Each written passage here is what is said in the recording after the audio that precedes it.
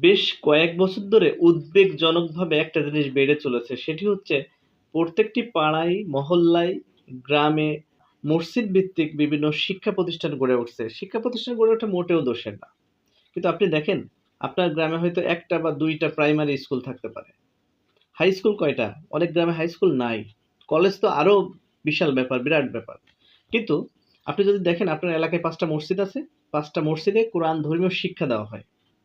আবার ওই মসজিদে এতিমখানাও রয়েছে। আবার সেই মসজিদ ভিত্তিক হেফজখানা চালু করা হয়। আবার এলাকায় বিভিন্ন গ্রামে, গ্রামে, মহল্লায়, মহল্লায় নুরানি মাদ্রাসার ব্যবস্থা রয়েছে।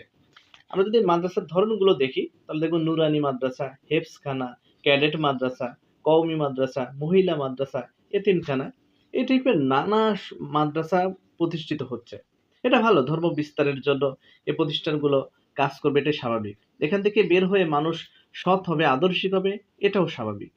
কিন্তু বাস্তবতার দিকে আমরা যদি লক্ষ্য করি, তাহলে এই জায়গা থেকে বের হয়ে এই মানুষগুলো সমাজ পরিবর্তনে, সমাজে সমাজের উন্নয়নে কতটুকু অবদান রাখছে? আসলে বাস্তবিক যদি আমরা দেখি, তাহলে তাদের অবদানের জায়গাটা অনেকটা কমে যাবে, ফিকে হয়ে যাবে। কেন জানেন?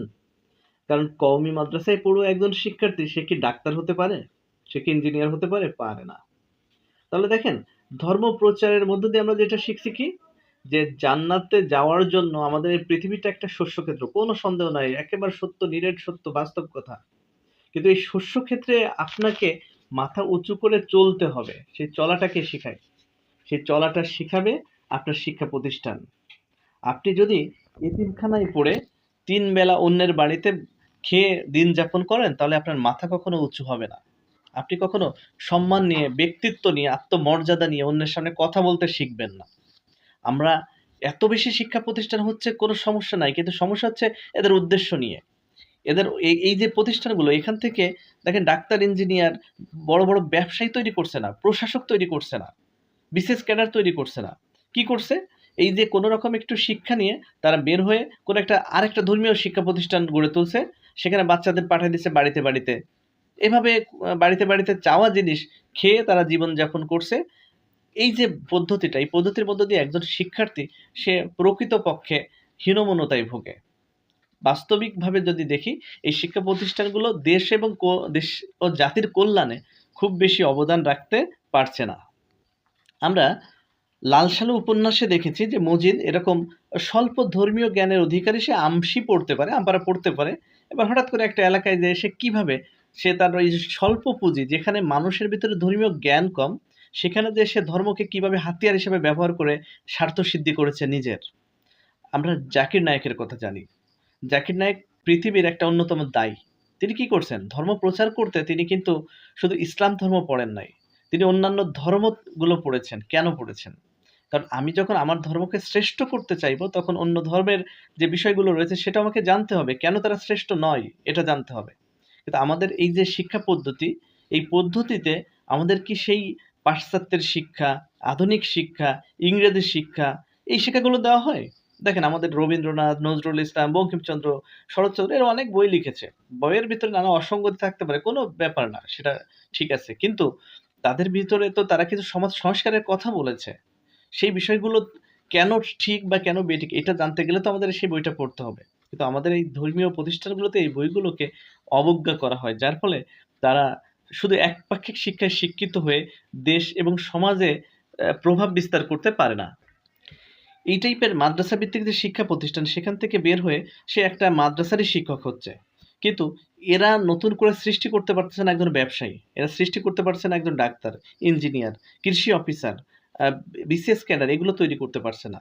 আপনারা যদি দেখে থাকেন যে ইতিহাস প্রসিদ্ধ ইবনে সিনা, তিনি একজন চিকিৎসাবিদ এবং আ ধার্মিক ব্যক্তি ছিলেন। আমরা যদি ইসলামের সেই শুরুর দিকে দেখি, আ এই যে ব্যক্তিগুলো, তারা জ্ঞান, বিজ্ঞান, শিক্ষা-দীক্ষা ধর্মীয়ভাবে প্রসিদ্ধ ছিলেন, বিখ্যাত ছিলেন। তারা তো শুধু আখিরাত এবং দুনিয়া এইটা নিয়ে পড়েছিলেন না। তারা এই যে পৃথিবীর উন্নয়নের জন্য, মানুষের ভাগ্যের উন্নয়নের জন্য কাজ করেছেন। বাট আমাদের দেশের যে পদ্ধতি বা শিক্ষা প্রতিষ্ঠানগুলো গড়ে উঠছে ব্যাঙের ছাতার মতো, এই ধর্মীয় প্রতিষ্ঠানগুলো, এটা পারতপক্ষে এ দেশের জন্য শুধু মানুষের ভিতরে একটা ধর্মীয় উদ্দীপনা, জ্ঞান হয়তো সৃষ্টি হচ্ছে। কিন্তু এর পাশাপাশি আমরা যে উন্নত হতে চাইলে, আমেরিকার সাথে টক্কর দিতে চাইলে তাদের মতো যে শক্তিধর হতে হবে, অস্ত্রশস্ত্র বুদ্ধি জ্ঞানে জাপানের মতো এগিয়ে যেতে হবে, এটা কিন্তু কখনো হচ্ছে না। না হওয়ার ফলে আমরা পিছিয়ে থাকছি। শুধু ওই যে ওইটাই বলে ক্ষান্ত হচ্ছে যে পৃথিবীটা হচ্ছে শস্যক্ষেত্র আর আখিরাত হচ্ছে সব। সুতরাং এখানে কষ্ট করতে হবে। হ্যাঁ, কষ্ট আমি করব, কোনো সমস্যা নাই। কিন্তু ধরেন একটা বাড়িতে প্রতিনিয়ত বিরিয়ানি ভাত খায় তার সন্তানরা। আর আমার সন্তান বাড়ির পাশে তার বাড়ি। আমি যখন দেখি আমার সন্তান যখন বিরিয়ানি খেতে চায়, তখন আমার আফসোস করে বলতে হয়, "বাবারে, মারে, দুনিয়াটা হচ্ছে একটা শস্যক্ষেত্র। এখানে লোভ লালসা করা যাবে না। দেখেন আমি না হয় বড়, আমি বুঝবো। কিন্তু ওই বাচ্চাটা কি এটা বুঝতে পারবে?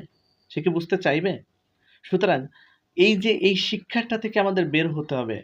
আমার সন্তানের মাথা উঁচু করে সে যেন হীনমন্যতায় না ভোগে, তার জন্য তার ন্যূনতম মৌলিক যে অধিকার চাহিদা সেটা পূরণ করতে হবে। তবেই আমার সন্তান, অনাগত সন্তান, অনাগত ভবিষ্যৎ প্রজন্ম তারা মাথা তুলে দাঁড়াতে পারবে। সুতরাং ব্যাঙের ছাতার মতো গজিয়ে ওঠা এই শিক্ষা প্রতিষ্ঠানকে একটা সুনির্দিষ্ট কাঠামোর ভিতরে যদি না আনা যায়, তাহলে এই প্রতিষ্ঠানগুলো আমাদের সমাজ ব্যবস্থার উন্নয়নে কোনো গুরুত্বপূর্ণ ভূমিকাই রাখছে না। বরং এরা এইসব জায়গায় থেকে আরো অরাজকতার সৃষ্টি হচ্ছে। সম্প্রতি নেত্রকোনায় যে ধর্ষণের ঘটনা ঘটেছে, এরকম যত্রতত্র গড়ে ওঠা এই প্রতিষ্ঠানগুলো থেকে নানান ধরনের হয়রানির কথা আসে, যেটা সত্যি উদ্বেগের। এজন্য এখনই আমাদের এর বিরুদ্ধে ব্যবস্থা গ্রহণ করতে হবে। সঠিক সিদ্ধান্ত না নিতে পারলে এর ফল আরো খারাপের দিকে যাবে।